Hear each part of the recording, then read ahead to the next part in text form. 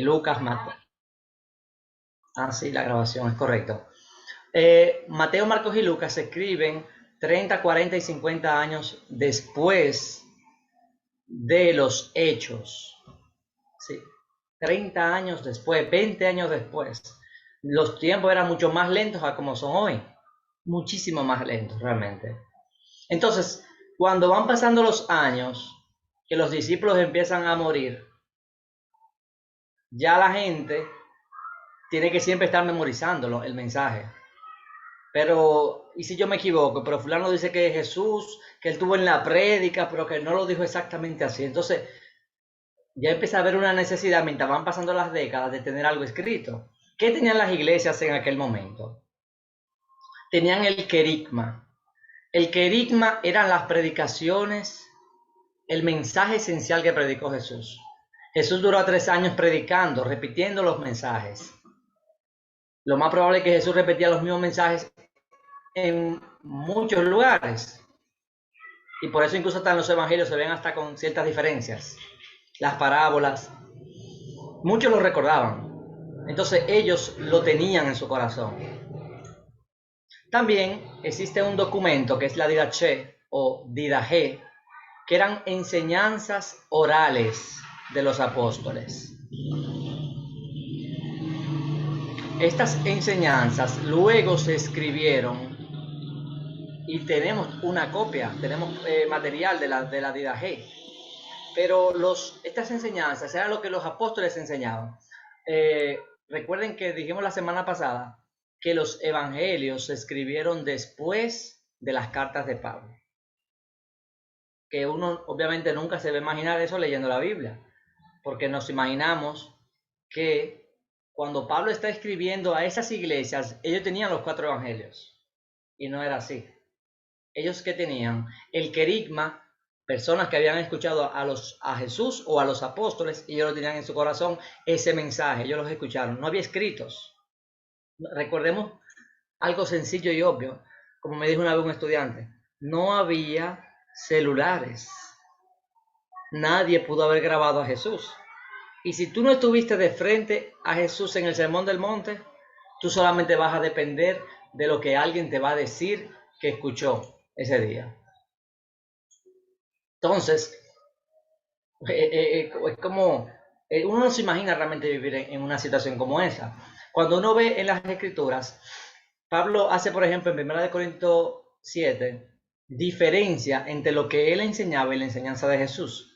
La enseñanza de Jesús era lo que ellos ya tenían. Y Jesús dice, bueno, Jesús nunca dijo tal cosa, pero yo pienso esto.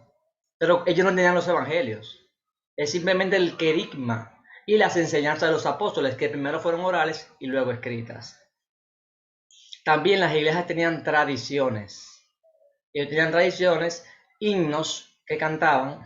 En el Nuevo Testamento hay algunos, que son, por ejemplo, en Filipenses, que mencionan la deidad de Cristo y lo hablan como muy estilizado, pero no tenían evangelios.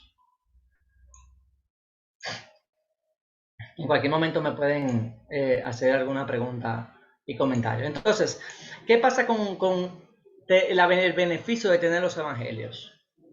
Cuando tú tienes los evangelios escritos, tú puedes predicar en las iglesias. Ya yo puedo decir, Jesús dijo esto. Vamos a predicar de las bienaventuranzas. Vamos a predicar de amar a Dios o amar al dinero, porque ya está escrito. Y aunque se mueran todos los discípulos, nos va a servir para después. También, como los hermanos estaban pasando por tantas dificultades, los evangelios animaban a los creyentes porque estaban seguros en las verdades. Nadie podía confundirte porque Jesús resucitó. Y los evangelios narran esto. También, si dos hermanos tienen un problema y no se ponen de acuerdo, si tienen los dos un, la Biblia, es decir, estos libros del Nuevo Testamento, ellos pueden decir, no, vamos a ver qué dice el Evangelio. Dime un segundito.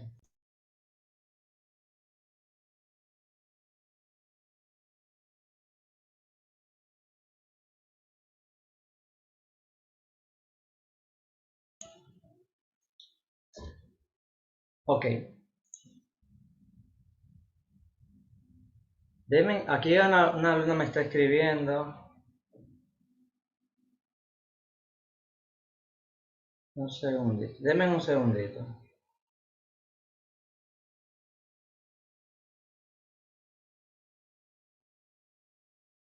Ya estamos en clase.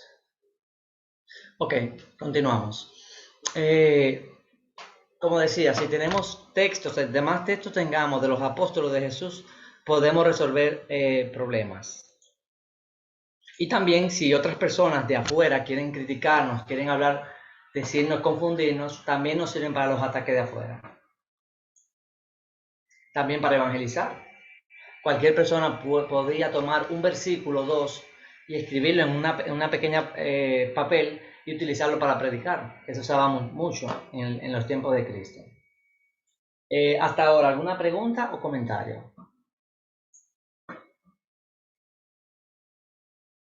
Profe, a Sí. mí me generó un poquito como de confusión. El querigma y ¿cómo era el otro? ¿Puede volver a exacto, didache? Porque para mí es casi lo mismo, o es por el año que se diferencia. No, porque lo que nos referimos con querigma es lo que dijo Jesús. Ok. Porque fíjate que cuando tú lees los evangelios, cada evangelio dice algo distinto. Y no lo dicen exactamente igual. Y tú dices, ¿y cuál fue? ¿Qué fue lo que dijo Jesús? Okay. Porque cuando tú ves la misma historia en tres evangelios, por ejemplo, en los sinópticos, y cada quien da detalles distintos, tú dices, pero ¿qué fue lo que pasó realmente? Entonces, el querigma es la predicación esencial que se escuchó de Jesús, lo que salió de sus labios. Que recordemos que Como textual. Jesús probablemente enseñó en arameo, o en Okay. lengua hebrea o en aramea, no en griego. Pero los discípulos escribieron los evangelios en griego. Entonces, ellos, en un sentido, no están escribiendo exactamente el querigma, vamos a decir, porque si tú dices, no, no, ellos lo escribieron en hebreo, él habló en hebreo, pero ellos tienen que traducirlos y cada discípulo, por ejemplo, Mateo, lo traduce, pero él utiliza el lenguaje que a él le conviene, como, por ejemplo, él dice que el pecado es una deuda, perdona nuestras deudas, porque él manejaba que las finanzas. O por ejemplo, cuando Lucas habla de enfermedades, las menciona, dice hidrópico. Y otro evangelista lo que dice, no, enfermo de tal cosa, y lo dice de manera genérica porque no es médico.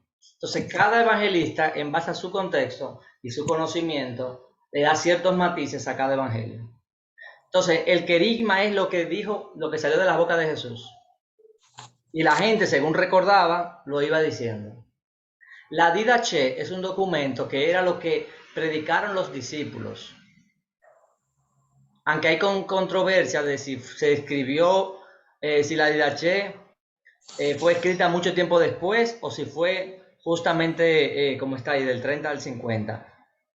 Aunque no sabemos cómo se escribió, como los discípulos empezaron a evangelizar desde Pentecostés, esa enseñanza que estaban predicando los apóstoles, que siempre estaban citando el Antiguo Testamento. El libro de Hechos son 30 años y solamente menciona algunos eventos, pero ellos predicaban todos los días. Esa enseñanza oral es la didaje que luego se puso de manera escrita. Y lo que estamos diciendo es que ellos tenían el querigma, las palabras que recuerdan de Jesús, las enseñanzas orales de los apóstoles, pero no tenían los evangelios. Eso es lo que estamos diciendo. Entonces, al no tener no tener los evangelios escritos, ellos se les iba a dificultar la predicación, se les iba a dificultar cuando había problemas con los hermanos, cuando viniera alguien con enseñanzas extrañas. Al tenerlos escritos ya no les servía a ellos de base para, para poder hacer que la iglesia pudiera crecer más y también que la iglesia se pudiera permanecer. ¿Se entiende? Se entiende. ¿Quién más? ¿Otro comentario? Dios bendiga, Dios bendiga. Amén. No, un pequeño aporte que es lo que usted dice cuando nosotros leemos las cartas de Pablo. Él mismo dice, no lo dice el Señor, sino yo, cuando él hace el aclarando. ¿Es una pregunta o un comentario? No, eso es un aporte a lo que usted estaba diciendo de la diferencia del querigma cuando viene la palabra directa de que lo dijo Jesús y la otra controversia cuando no viene de la autoría de Jesús, ¿me entiende ya? Exacto, porque cuando Pablo, por ejemplo, dice eso, es porque nadie tenía registrado que Jesús hubiera hablado de ese tema. Entonces, como no había ninguna enseñanza, él dice, no lo dice el Señor, porque ni a mí me lo ha dicho ni se lo ha dicho a ninguno. Es decir, con respecto a este tema, como la iglesia no sabe, yo creo esto, pero obviamente la autoridad que le dio Dios a Pablo hace que básicamente la opinión de Pablo sea la opinión del Señor, en realidad, cuando uno estudia ese texto, porque al final luego dice, el que no cree esto, sáquenlo de la iglesia. Al final la opinión de Pablo era, y la de los apóstoles era la opinión del Señor, en prácticamente la mayoría de los casos.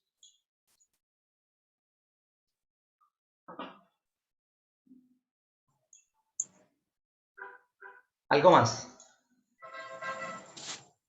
Ok.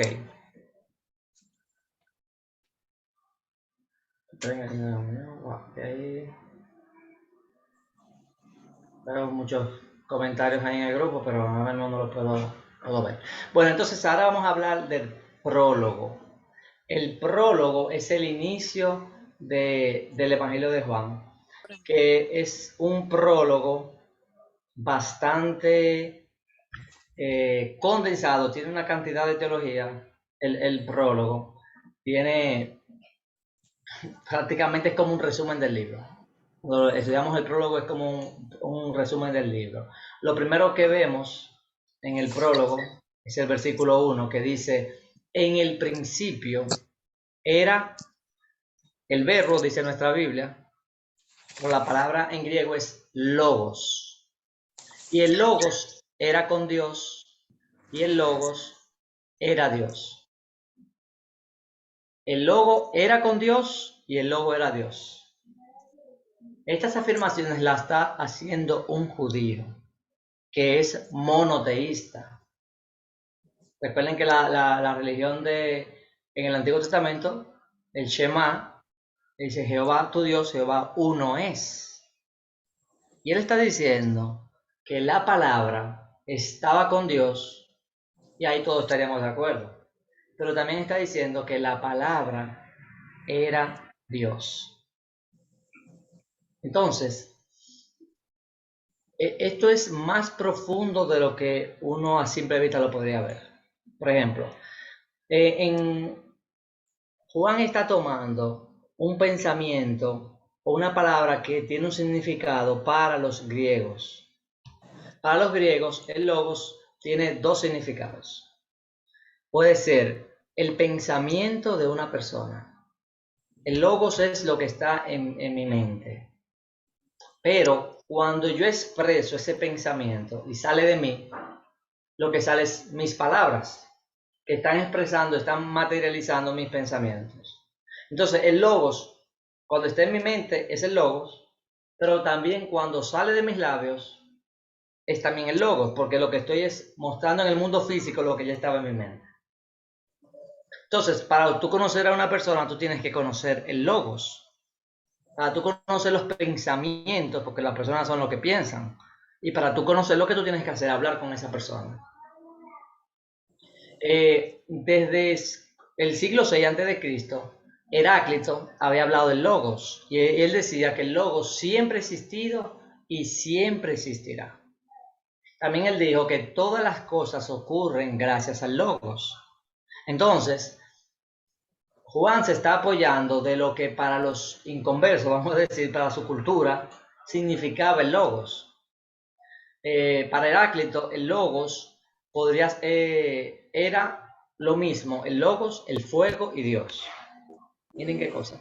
Un inconverso que él entiende que Dios, el fuego y el logos, que fue lo que dio origen a todo el universo, es lo mismo. Pero esto es un inconverso. Pero uno le ve como cierta analogía incluso a la Trinidad, porque el fuego podría ser el Espíritu, el Logos, Cristo, la palabra, y Dios el Padre. Aunque recordemos que para los inconversos el Logos no era un ser personal, sino que era como la sabiduría que gobierna todas las cosas. Entonces, cuando las personas escuchaban el Logos, entendían que era algo importante y era como el alma del universo, o el principio que le daba razón, orden a todo el universo. Entonces, él está diciendo que en el principio era el Logos, y el Logos era con Dios, y el Logos era Dios. Si el Logos es cuando los pensamientos, el Logos de Dios, Dios siempre ha tenido pensamiento, ¿no? ¿Verdad? Vamos por lo primero. Cuando él dice en el principio, imagínense que ustedes están ustedes son un judío que conocen el Antiguo Testamento. Cuando escuchan en el principio, ¿en qué ustedes piensan? Creación. ¿Cómo? Comienzo de la creación. Exacto. Juan. Según Wikipedia. Sí, mire, profesor, el sábado pasado yo le había dado una idea sobre esto, muy interesante, y lo confirma. De hecho, el principio era el Logos, y era Dios, y el Logo es Dios. Nosotros simplemente que somos un pensamiento de Dios que se materializó en la palabra de Dios cuando creó todo, hizo toda la creación. Y al crearse, al establecerse, se hizo ya no un pensamiento, sino que se hizo una materia que es lo que hoy somos, todos nosotros.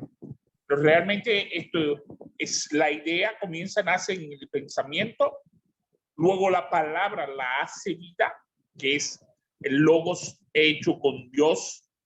Y cuando dice que el Logo era Dios, era toda la conciencia de lo que Dios creó en todo eso. Amén. ¿Entendió? Sí, te entiendo. ¿Se entendió? Esto es, vamos a decir, este prólogo es muy profundo. Cuando nosotros escuchamos en el principio, como digo, que nos lleva a la creación, estamos en Juan capítulo 1, pero eso nos está apuntando a Génesis capítulo 1. En el principio. ¿Qué nosotros escuchamos en Génesis capítulo 1? ¿Cuándo escuchamos la palabra? Porque si Logos es palabra, ¿cuándo escuchamos las palabras de Dios en Génesis 1?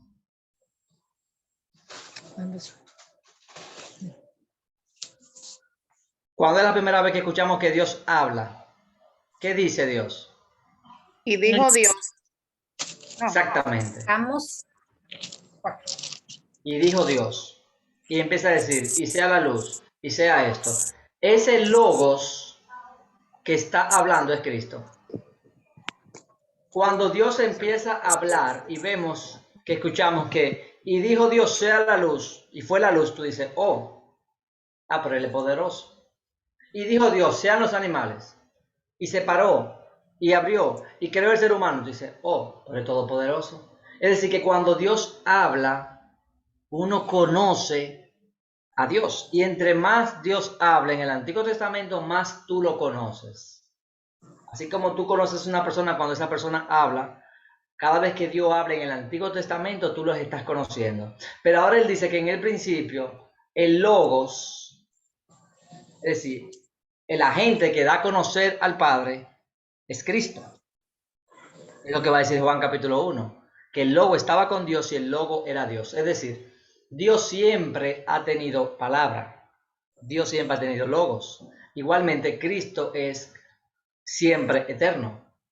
Así como el Logos en el Antiguo Testamento revela al Padre, así Cristo en el Nuevo Testamento y en este Evangelio nos va a revelar al Padre. En el principio Dios creó todo por medio de la palabra. Y Juan ahora dice que Dios creó todo por medio de Cristo. Eso es algo que revoluciona todo el Antiguo Testamento. Porque tú dirías, bueno, sí, Dios creó todo con la palabra, ok, lo acepto, pero que tú me digas que esa palabra también es Dios. Y este pensamiento no solamente es griego, de que la palabra sea creadora. Si ustedes ven en los Salmos, también se dice que por su palabra fueron creadas todas las cosas. También en Proverbios capítulo 8 dice que la sabiduría estuvo desde el principio y se contentaba con Dios y estuvo antes de todas las cosas creadas. Entonces, Juan está utilizando algo que está en el Antiguo Testamento, porque en Proverbios 8, Proverbios 9 y en los Salmos habla de que la palabra estuvo antes de todo, pero como los griegos también creen que hay una palabra inteligente que le da orden a todas las cosas y que no venimos de un azar, entonces él está teniendo un pie en el mundo judío y un pie en el mundo griego. Recordemos, como hemos dicho en la clase pasada, que Juan está mostrando a Jesús como Dios, pero es para judíos y gentiles. Él está utilizando un conocimiento griego que es el idioma más importante en la época. Por eso los evangelios se escriben en griego, es como el inglés. Todo el mundo quiere aprender inglés. En aquel momento todo el mundo quería el griego, porque aunque el Imperio Romano había conquistado la tierra del Señor, es decir, Jerusalén, era el imperio en aquel momento. El imperio que estuvo antes era el imperio de Grecia. Y cuando ustedes escuchan la cultura helena, ellos lo que hicieron fue helenizar. Ellos creaban escuelas y adoctrinaron a todas las personas con la cultura griega. A tal punto que cuando llega Roma, la cultura griega estaba tan incrustada que Roma no la pudo quitar. Por eso los discípulos escriben en griego, porque es el idioma que todo el mundo podía entender. Es un griego común, el griego koiné. Entonces, Juan, para llegar a todos, porque Juan no es Mateo, Mateo le escribe ¿a quién? A los judíos. Marcos le escribe a los romanos. Lucas le escribe a los griegos. Pero Juan está mostrando a Dios, que dice, en Dios no escatimó a su propio Hijo, sino que lo entregó para todos nosotros. Ese es el mensaje.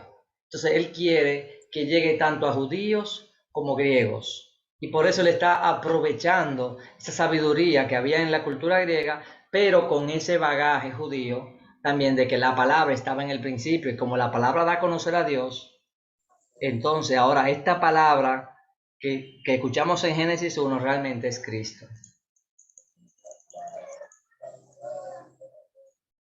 Entonces, aquí va la misma idea. En Génesis 1, 16 al 18 dice, a Dios nadie le vio jamás.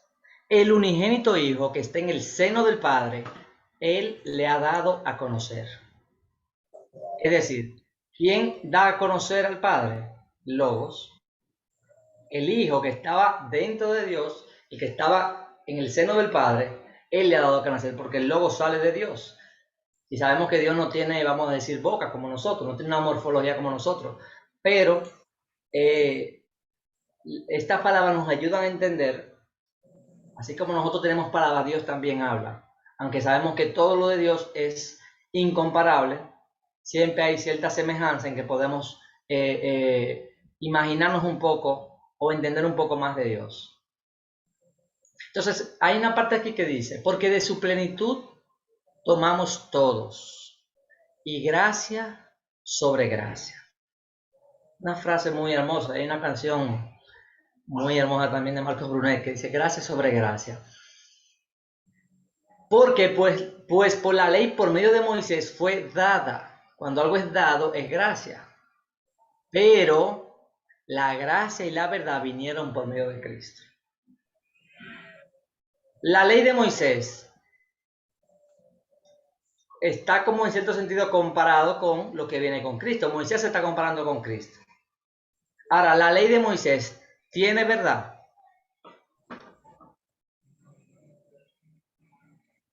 Yo le pregunto a usted. Sí. ¿Y tiene gracia? Amén. No es que la ley de Moisés era No tiene mentira gracia. y No juicio. tiene gracia. No, no tiene gracia. No tiene gracia. ¿Por qué no tiene gracia? Porque la gracia solamente es dada por Cristo a través del sacrificio que él hizo en la cruz. Amén. Ok. Y entonces, ¿cuál es la justa condenación del pecado? ¿Qué dice? La muerte. El que pecare Muerte. morirá. Ok. La muerte. David pecó Sí. y murió. Tuvo una muerte, Moisés tuvo pequeñas Moisés muertes pecó. espirituales. Pero Moisés pecó. Sí, él pecó también. Pecó también. ¿Y por qué Dios no lo mató? Si es lo que merecía. Incluso está en el Pero cielo. perdió la herencia de la tierra prometida. Pero llegó a la celestial. Pero no es por- Claro, porque él fue de no los la que pensó, pero ya. tuvo un contacto con Dios directamente. Dice que su corazón, él se agradó porque se hizo amigo de él, Amén. de Dios. Pero, Tuvo ok, contacto con el Logos, con la palabra. correcto. Pero si la ley de Moisés no tiene gracia y solamente es juicio, entonces en el Antiguo Testamento no se hubiera salvado nadie. Yo quiero hablar algo. Sí. Yo no sé si ustedes han estudiado la historia del rey Manasés. Dice la palabra que él hizo lo malo ante los ojos de Dios y hizo pecar al pueblo con demasía y lo llevaron esclavo, exiliado a Babilonia. Y dice la palabra que dentro de la cárcel oró a Jehová y Jehová le perdonó y le restituyó su reino. O sea, quiero decirle que la misericordia de Dios no es igual que la del hombre.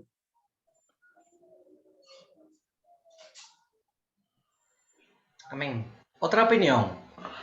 Sí, profe, le habla Dorcas. Dígame, Dorcas. ¿Hay gracia o no hay gracia?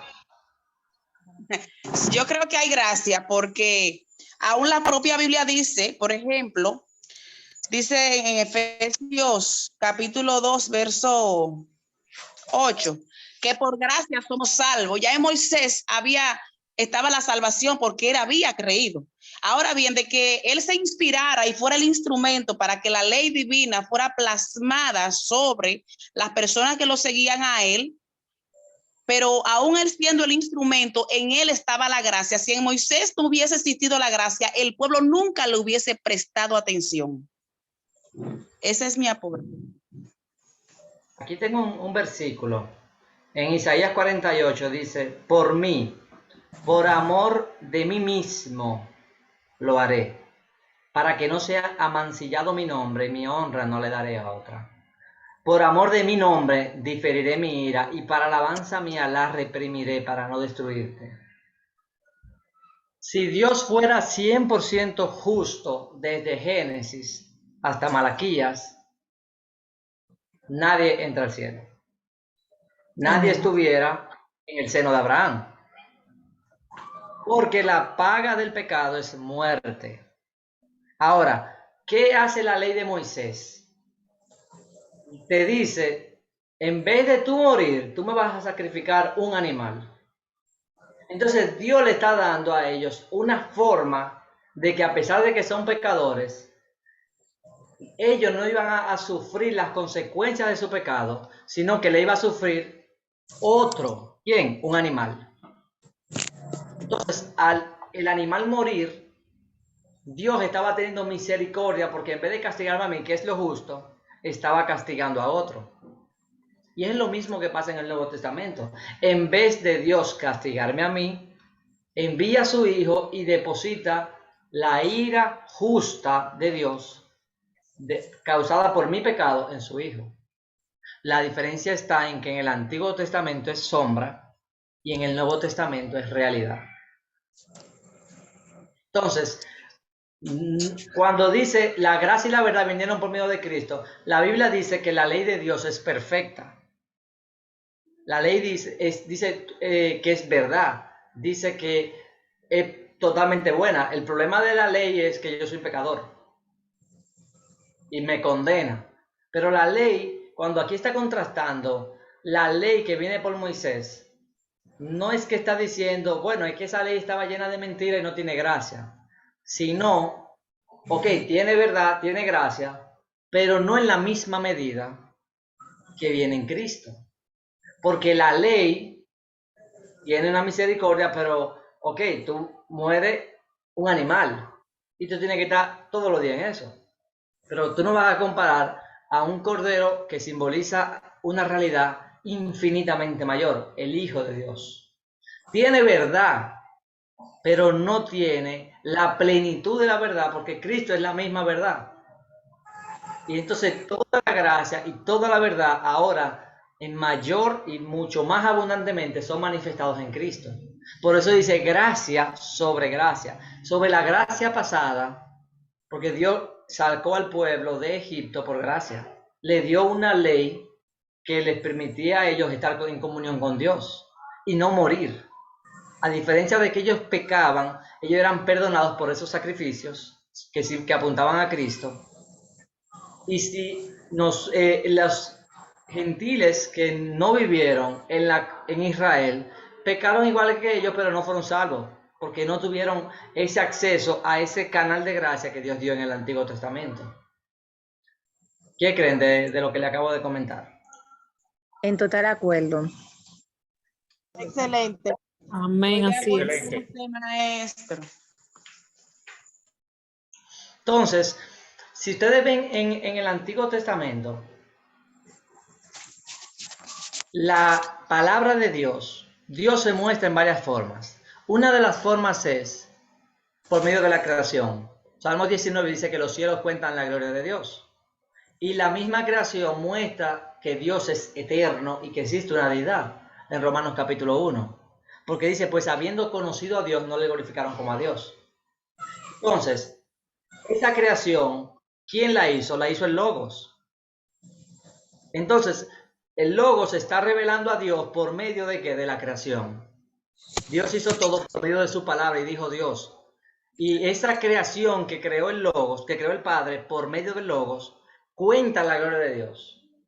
Y los inconversos no tienen excusa, porque si no glorifican a Dios, porque lo más claro que tú tienes cuando ves la creación es que Dios es todopoderoso. Por eso es que muestra su eterno poder y deidad. Esa es una forma en cómo el Logos se está revelando a Dios por medio de la creación. Otra forma es que cuando uno lee la Biblia, por ejemplo, dice en la ley en Deuteronomio, que cuando tú estés cosechando, que dejes para el forastero, el huérfano y la viuda, a fin de que Dios te bendiga en todas tus empresas. Tú dices, wow, y Dios se está preocupando por el forastero, por el extranjero, por la viuda. Pero entonces, ¿qué me dice eso a mí de Dios? Pero Dios es misericordioso. Entonces, cuando yo leo en la ley, que dice David, ¿cuánto amo yo tu ley? Tú entiendes que Dios es misericordioso. Y cuando tú lees la ley que Dios mata a los hijos de Aarón, tú dices, pues Dios es santo, Dios nos relaja. Cada vez que tú lees la ley, tú conoces a Dios. Entonces vemos que conocemos a Dios por medio de la creación del Logos, también por la ley. Cada vez que la leemos sabemos que Dios es bueno, que Dios es santo, que Dios aborrece el mal, que Dios es misericordioso. Y también hay algunos textos que hablan de conocer a Dios. Conocer a Dios no es simplemente saber cosas de Dios.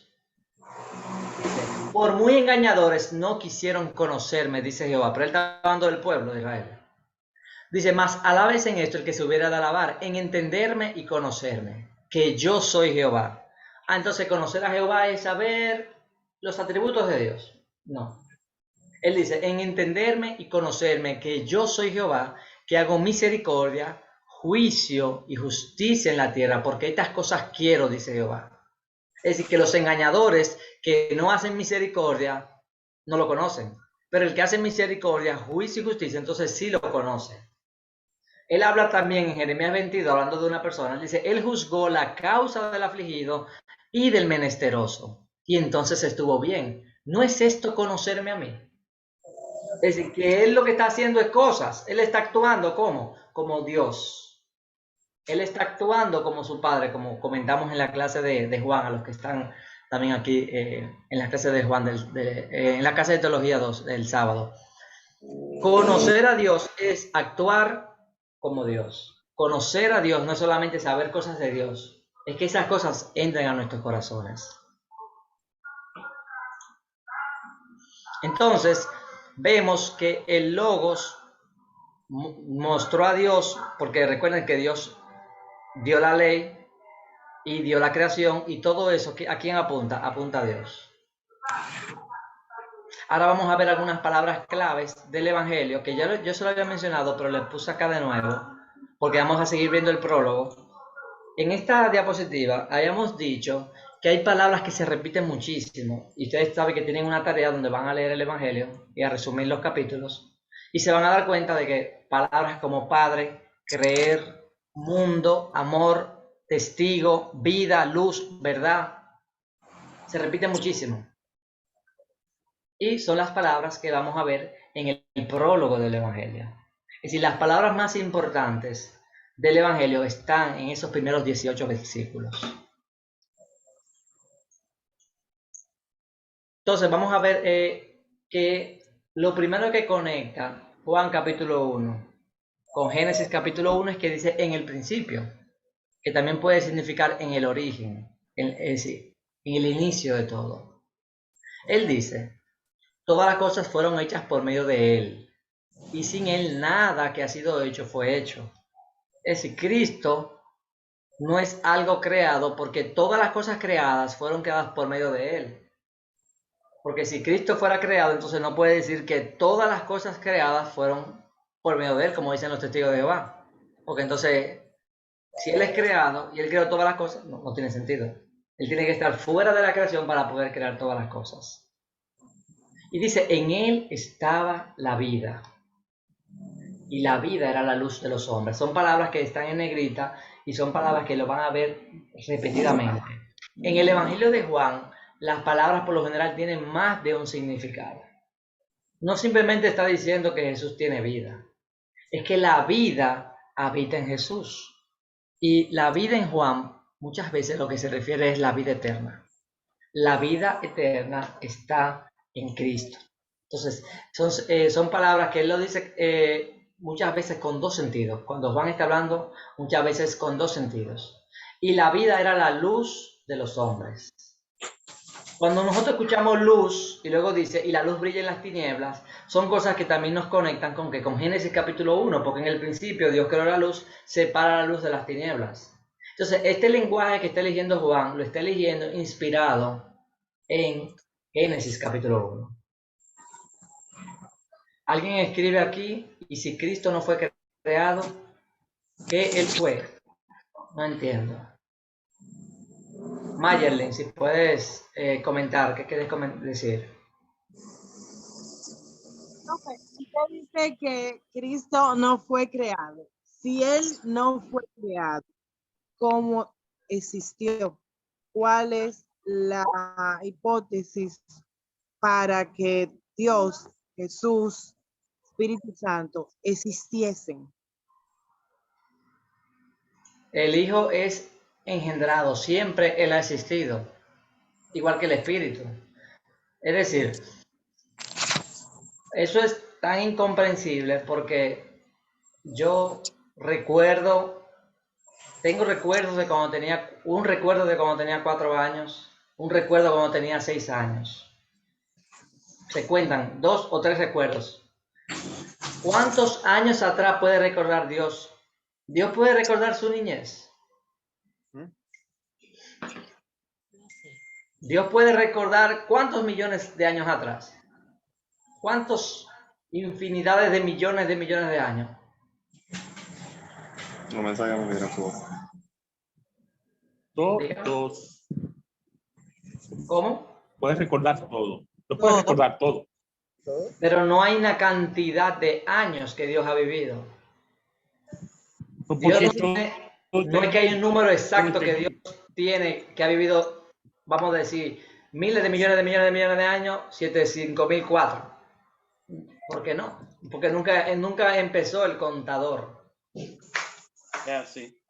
Entonces, si como Jesús es el Logos y Dios, el Padre, siempre ha podido tener, Él no le nació una boca, Él siempre ha podido comunicarse. Así como el Padre siempre ha podido comunicarse, ese verbo que vemos en Génesis 1 siempre estuvo con Él. Pero Jehová también tiene un espíritu. Y ese espíritu siempre estuvo con él. Entonces nosotros que somos, que comenzamos, que arrancamos, decimos, wow, pero uno se le desconecta el cerebro, como que, ¿cómo es posible que él siempre ha existido?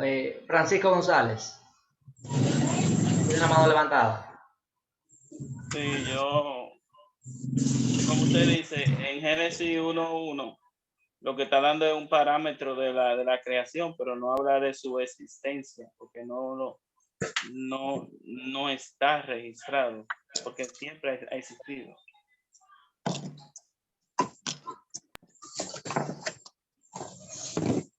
Amén. ¿Alguien quiere comentar algo más? Lo que yo puedo decirle, maestro, es que sabemos que él ha existido desde el principio, de que no tenemos un número exacto, porque como usted dijo, el contador no inició la cuenta, pero la Biblia dice que él desde el principio ha existido. Maestro, yo quiero hacer una analogía. El que escribe un libro, en su libro, no habla de él, sino habla de la historia que él quiere contar. En el caso de la historia de nosotros estamos conociendo que hay un Dios. Hay un Dios, hay un propósito. Y lo que está contándonos a través de toda la Biblia es el plan que él tiene para con nosotros. Darnos una vida eterna. En las circunstancias de él no es tangente lo que él fue o lo que será o lo que no será, sino es básicamente lo que él nos quiere aportar. Y que el único canal es la existencia de ese verbo hecho carne, que es Jesucristo hombre, que fue en el principio, porque dice que en el principio estaban juntos y dijeron, hagamos al hombre imagen y semejanza de nosotros. Entonces estaba ahí Jesús y era parte de ese principio.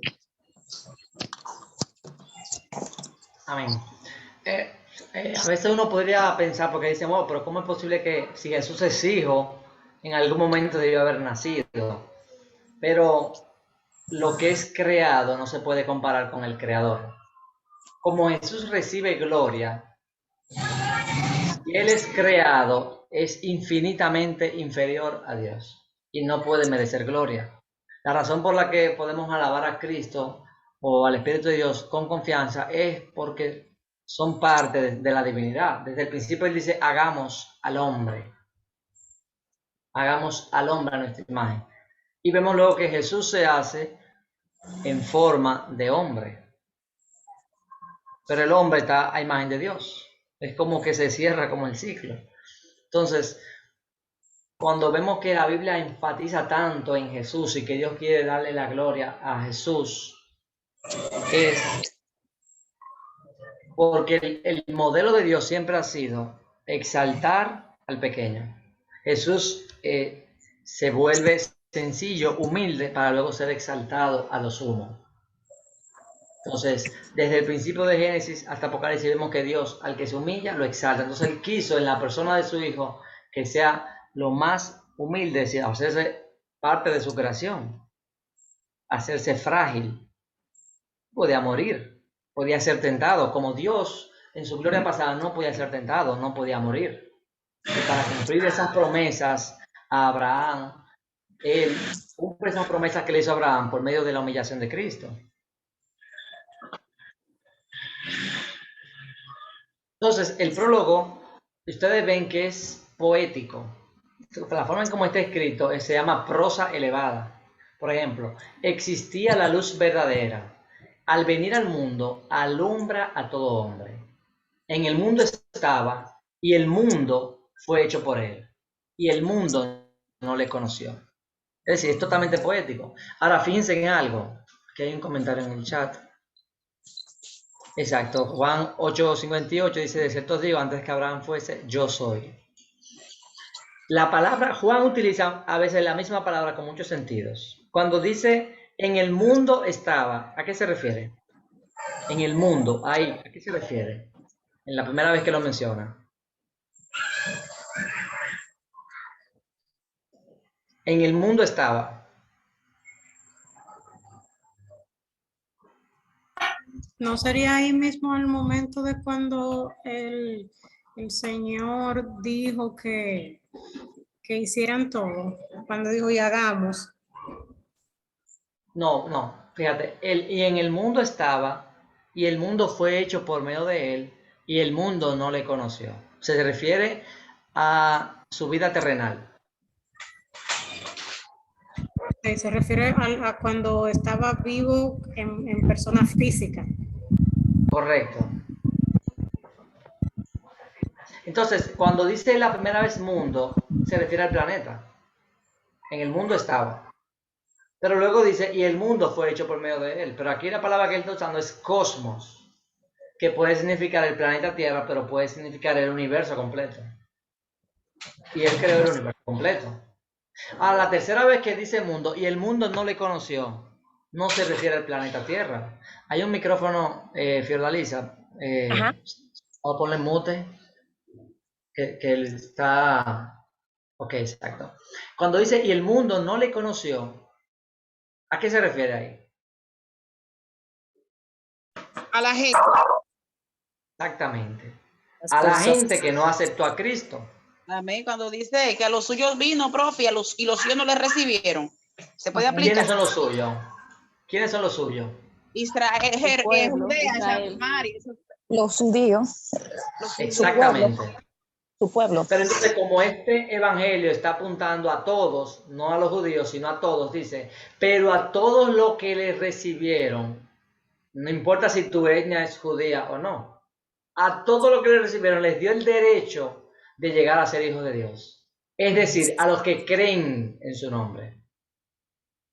Fíjense que todas estas palabras en negrita son palabras importantísimas en el evangelio, porque el propósito del evangelio es que crean que Jesús es el Hijo de Dios. Es lo que dice al final. Estas cosas se han escrito para que ustedes crean que Jesús es el Hijo de Dios y creyendo tengan vida en su nombre. Vida que es vida eterna. Entonces, todas estas palabras que están en el prólogo son sumamente importantes. Ahora, si ustedes se fijan en la pestaña anterior, todo es poético excepto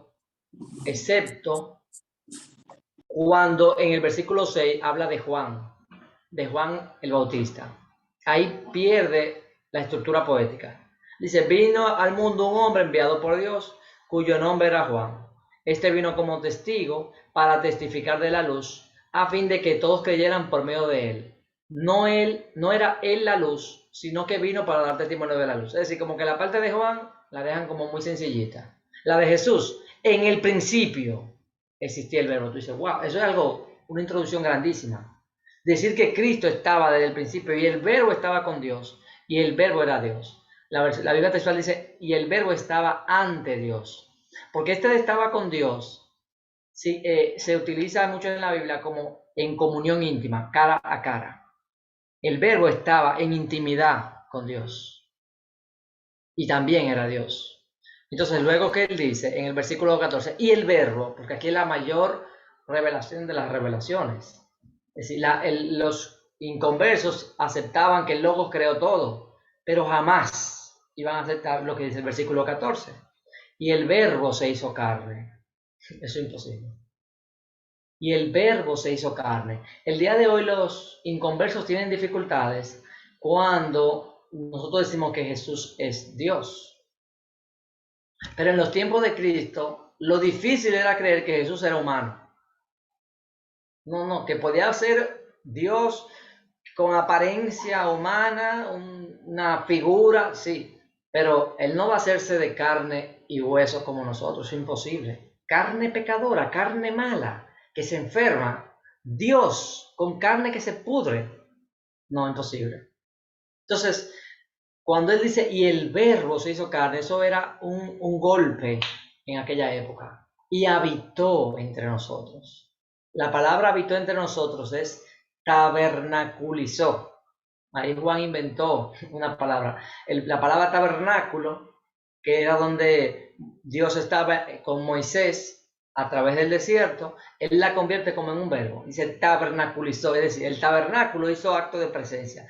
Donde está la presencia de Dios, vino aquí mismo. El mismo templo de Dios vino acá con nosotros. El tabernáculo. Que luego cuando ellos se establecen en Israel, se convierte en el templo de Salomón. Entonces dice, y vimos su gloria, gloria como del unigénito del Padre, lleno de gracia y de verdad. Es decir, hay una plenitud de la gracia y la verdad en Cristo Jesús. Hasta ahora, ¿preguntas o comentarios?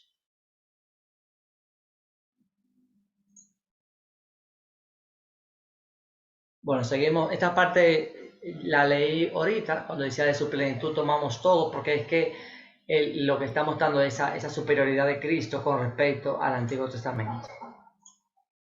Entonces, a este prólogo se le conoce como el himno al verbo hecho carne. Es completamente único entre los 4 evangelios. Hemos hablado de que se está conectado con Génesis capítulo 1. Y como comentaba, es prosa elevada. Cuando yo estudié este tema del prólogo de Juan, me quedé impactado de la cantidad de información que hay con respecto al prólogo solamente. Entonces se me ocurrió buscar el primer versículo de cada libro del Nuevo Testamento. Bueno, como el prólogo son los primeros 18 versículos de Juan, déjame ver el primer versículo por lo menos de cada libro del Nuevo Testamento. Y fue lo que plasmé acá.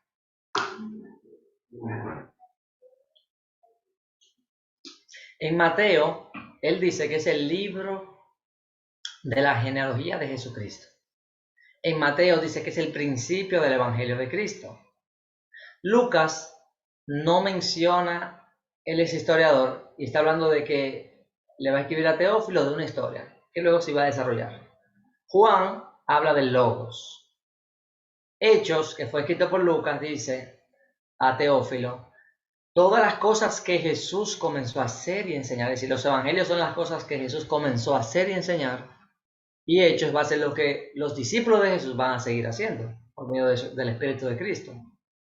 Entonces, Mateo, Marcos, Juan y Hechos están mencionando a Jesús, excepto Lucas.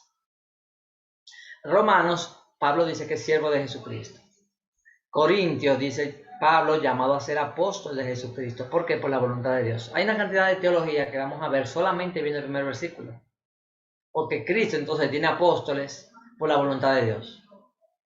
Entonces en 2 Corintios dice a la iglesia de Dios que está en Corinto. Así, entonces Dios tiene su iglesia.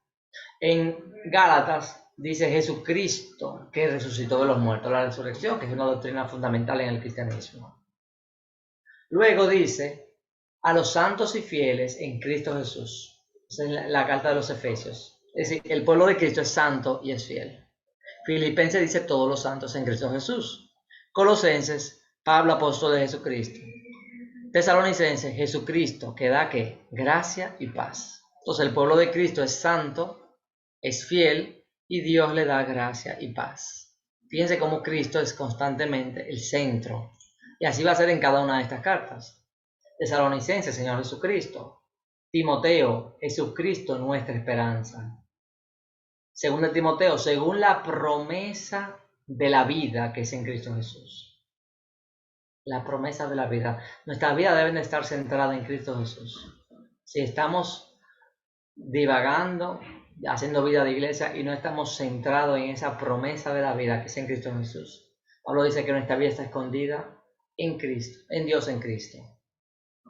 En Tito dice Jesucristo, conforme a la fe de los escogidos y el conocimiento de la verdad, que es según la piedad. Lo más importante de la verdad es que debe estar unida al amor. También vemos aquí que dice que Pablo era prisionero de Jesucristo. Pablo dice que él es esclavo de Cristo. Algunos hermanos eso como que le choca la palabra esclavo, pero realmente es la palabra que Pablo utiliza, que él es prisionero de Cristo, nosotros somos esclavos del Señor. No sé si ustedes han escuchado eso, se le llama el doulos, somos doulos del Señor. En Hebreos dice que Dios nos ha hablado ahora de mayor manera por medio del Hijo, a quien constituyó heredero de todo y por quien asimismo hizo el universo. Está hablando similar a Juan capítulo 1, que Dios hizo todo el universo por medio del Hijo. Así vemos también en Santiago, en Pedro, Segunda de Pedro, siempre Cristo es el centro. Cristo es el centro. Primera de Juan, segunda de Juan, tercera de Juan, todas las cartas, cuando lo vamos a ver, el Apocalipsis dice que es la revelación de Jesucristo. Judas, estamos guardados en Cristo. Si nosotros no tenemos esto presente, entonces vamos a perdernos lo más importante. Cristo es el centro de la Biblia. No es los ministerios, no es Dios tiene un propósito. Esa es la teología del propósito. Todo el mundo, Dios tiene un propósito, Dios tiene un propósito, Dios te va a usar.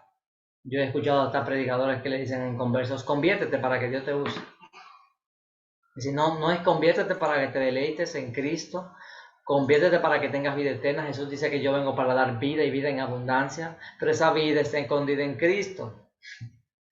En Cristo están escondidos todos los tesoros. Cuando Él se manifieste, entonces nosotros seremos glorificados y vamos a estar siempre con el Cordero. Pero muchas iglesias nos hemos creado como, bueno, Cristo es para los nuevos creyentes y todo lo demás es para uno entretenerse hasta que viene Cristo. Cristo es la fuente de todo. Cristo es el amado.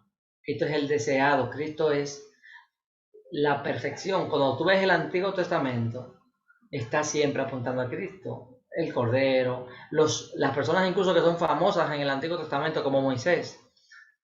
El Nuevo Testamento dice que Jesús es un mejor Moisés, que es más grande que Salomón. Entonces, siempre está apuntando a Cristo y a veces nos hemos distraído. Que el ministerio, que esto, que la fama. Yo quiero servir para el Señor. Eso no es lo importante. Lo importante es Cristo, estar arraigados en Él. ¿Alguien tiene algún comentario con respecto a este punto?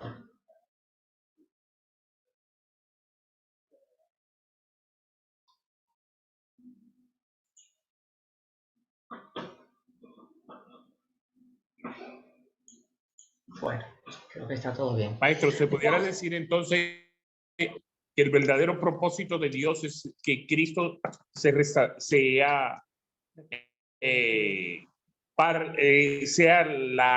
encarne en nosotros en el centro de nuestras vidas?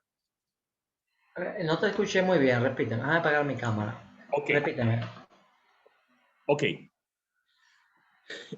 ¿No será esto básicamente que Cristo, el propósito de Dios es que Cristo se haga en nosotros el centro de nuestras vidas?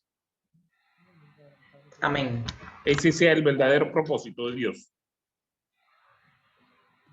Dice Francisco González, en Cristo todos seremos vivificados. Lo que está haciendo el Espíritu Santo es formarnos conforme a la imagen de su Hijo. El modelo que Dios tiene siempre es Cristo, cuando nos está formando a nosotros. Él es el varón perfecto, Él es la estatura perfecta. Y entre más seamos semejantes al Hijo, más podemos agradar a Dios. Porque el Hijo es la manifestación visible de lo que es Dios el Padre. Entre más nos parecemos a Jesús, más nos parecemos a Dios. Entonces somos más como Dios, que fue el objetivo principal cuando Dios creó el hombre a su imagen y semejanza. Lo que el Espíritu Santo está haciendo es que nos está formando a la imagen del Hijo. Pero el Hijo es la imagen perfecta de Dios. Entonces, cuando yo adoro en la iglesia, yo debo de buscar, si mi ministerio es la adoración, que Cristo sea glorificado. No que la gente vea mis dones, que yo canto bonito. Que la gente se caiga, no. Que Cristo sea glorificado en los corazones. Porque el Espíritu Santo apunta a Cristo. Recuerda las palabras de Cristo. Él dice, ven Jesús, ven Señor Jesús. El deseo del Espíritu es que nosotros anhelemos a Cristo. Si mi ministerio es la predicación y yo no llevo a las personas a deleitarse en Dios por medio de la comunión de Cristo y estoy predicando un mensaje motivacional que no nos está formando a Cristo, porque para eso fue que Dios nos escogió antes de la fundación del mundo, para que seamos semejantes a su Hijo. Si yo estoy haciendo obras de misericordia y no le estoy diciendo a las personas claramente que Dios preparó de antemano toda buena obra pero la hizo que en Cristo Jesús. En Cristo Jesús Dios preparó de antemano toda buena obra, Efesios capítulo 2. Entonces, en cada ministerio, Cristo debe ser exaltado. Si yo como padre o como madre en la crianza no estoy mostrando a Jesús como lo más importante, no es decirle, bueno, que se acostumbren a la vida de iglesia, que bueno, que aprendan a diezmar. Jesús se hizo pobre para enriquecernos a nosotros. Entonces, si yo voy a hablar de finanzas y no hablo de que Cristo es la motivación, porque Él se empobreció para enriquecernos, entonces yo puedo utilizar los bienes de este mundo para, como dice Jesús, hacer amigos. Y cuando se me acaben, me recibirán en la morada eterna. Dice, no hacer del dinero un ídolo, sino que Dios mismo sea mi Dios y no el dinero un ídolo. Y que Cristo sea glorificado. Cuando la gente vea esa bondad y ese amor, van a decir verdaderamente, estos son discípulos de Jesús.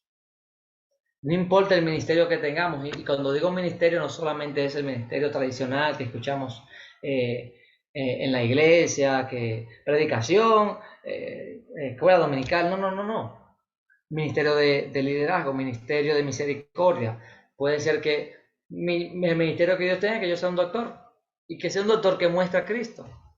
Que yo sea un guachimán y que ese guachimán muestre a Cristo, porque confía en las dificultades y en los momentos de vamos a decir, la noche, donde hay problemas de seguridad, él confía en Cristo. No importa en qué área estemos, que estemos mostrando a Cristo, porque ese es el centro de las Escrituras. Es lo que el Espíritu está buscando, porque Él es el Hijo perfecto, en quien el Padre tiene complacencia. El Padre se deleita y el Espíritu se deleita en el Hijo. Y esa debe ser nuestra meta.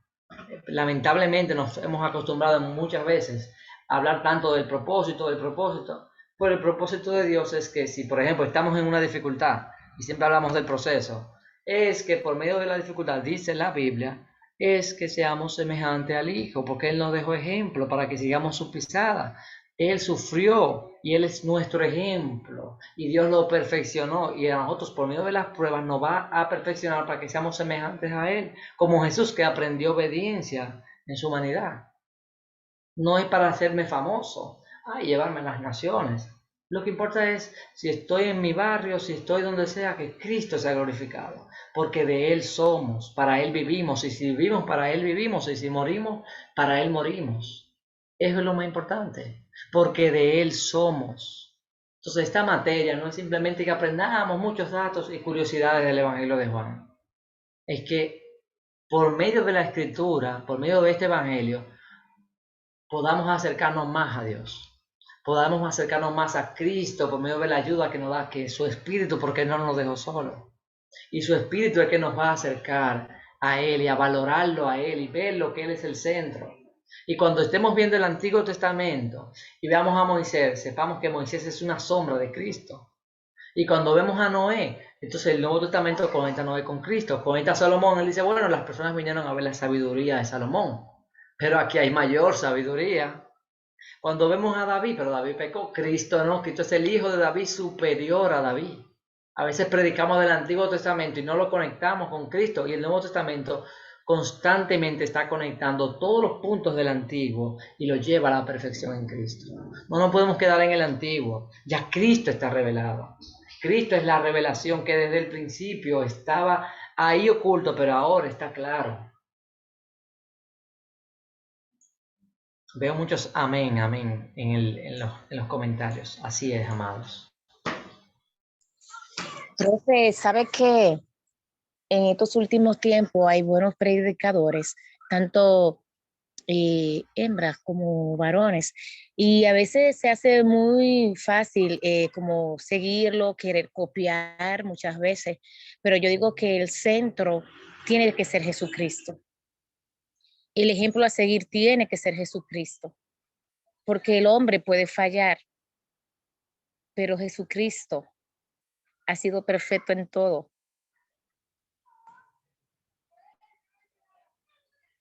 Amén, así es. Puesto los ojos en Jesús. Puesto los ojos en Jesús. Acá tengo una, en la diapositiva, le puse la importancia del prólogo.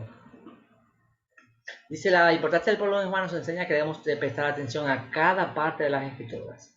Aquí yo le he puesto un link a un video de YouTube, que el que tenga tiempo en la semana, es una prédica que para mí fue de gran bendición.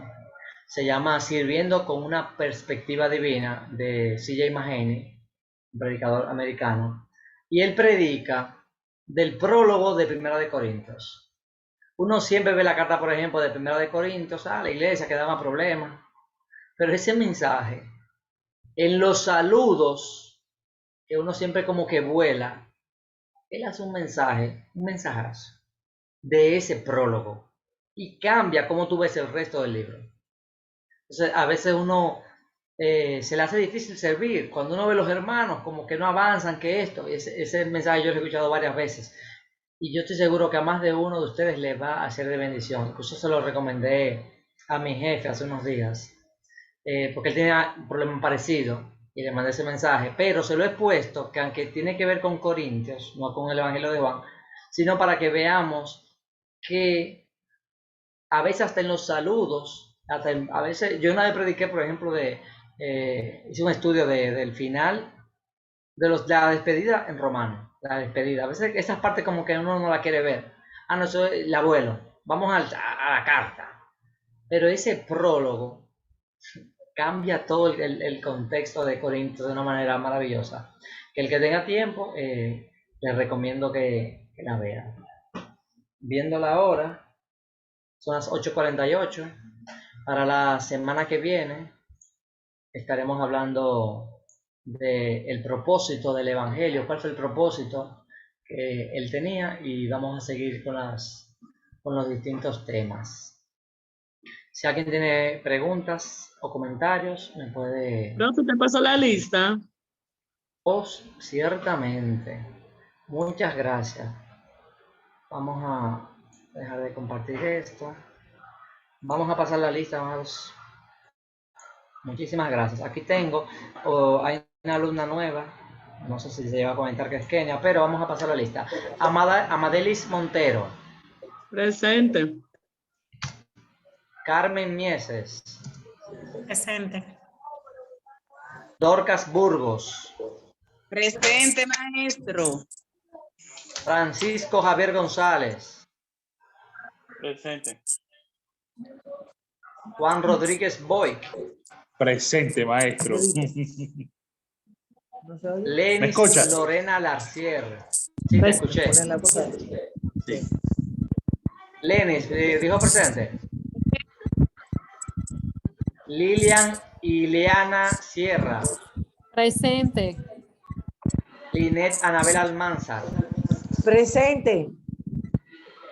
Lucía Peña Pérez.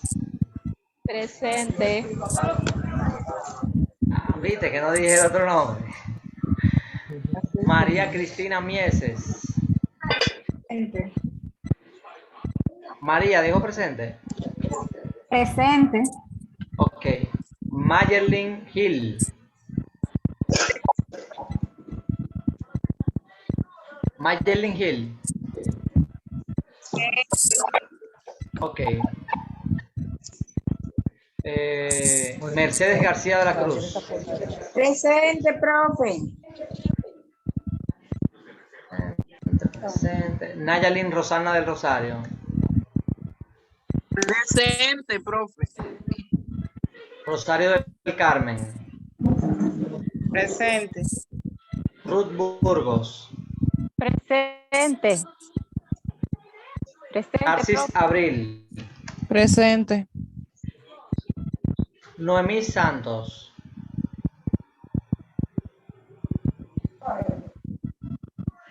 Presente. Presente.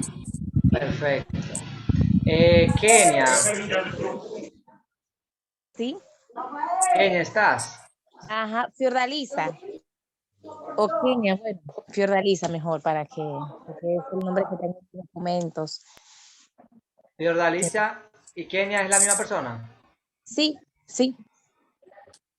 Tú fuiste la que me escribiste ahorita, ¿no, verdad? Ajá, sí, la misma persona. Lo único que Kenia es un apodo. Ok, Ah, ok. Fiordalisa, apellido. Piña Almonte. Piña, Ajá. como la fruta. Ajá. Perfecto. Vamos por si acaso. ¿Y alguien más que no haya mencionado? Sí, profe, Juana de León. Ok. ¿Estás empezando con nosotros hoy? Lo que pasa fue que el lunes pasado no me pude conectar y por eso no pude participar. Ok. Bueno, amados, hasta que ha sido la clase, espero que haya sido de bendición. Recuerden que la presentación va a estar en la carpeta. Los alumnos nuevos se comunican en privado o con los demás compañeros para que lo pongan al día. También la primera clase está grabada en YouTube, es bueno que la vean porque se explicaron las reglas, se explicaron cosas de la plataforma para que se pongan al día con los compañeros. Bueno, entonces, si hay alguna pregunta o comentario, si no, vamos a despedir.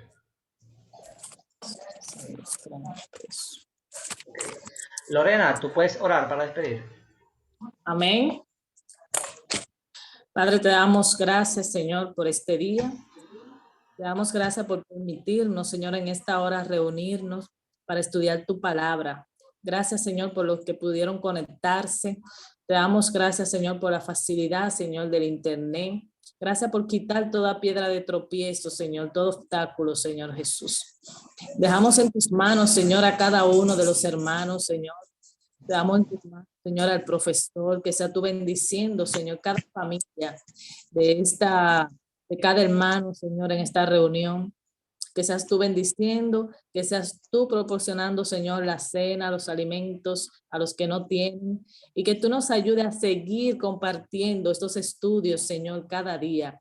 Que podamos aprender y que podamos poner por obra, Señor, lo aprendido. Síguenos, Señor, ayudando a aprender, abre nuestras mentes y que seas tú a través del profesor, Señor, enseñando lo que debamos, Señor, de seguir escuchando.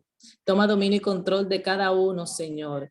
Mira que nos vamos a despedir no de tu presencia, Señor, sino que vamos a partir de esta reunión y que vamos a seguir en comunión contigo en nuestros hogares.